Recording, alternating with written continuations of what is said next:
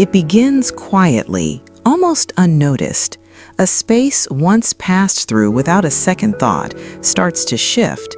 Not all at once, not dramatically, but gently, like a whisper that grows into something undeniable. The ordinary begins to soften, and in its place, something intentional starts to emerge.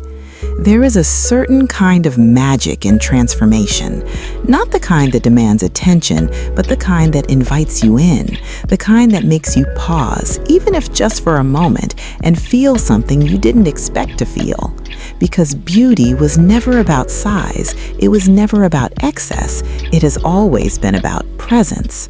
It's in the way light finds its way into forgotten corners, how it reflects, expands, and creates the illusion of something greater than what exists.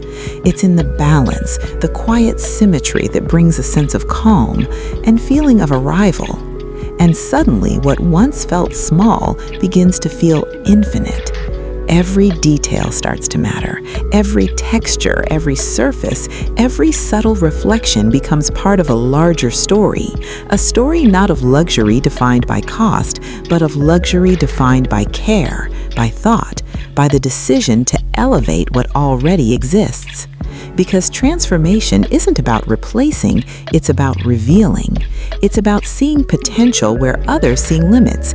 It's about understanding that elegance can be created, not purchased, that atmosphere can be built layer by layer, feeling by feeling.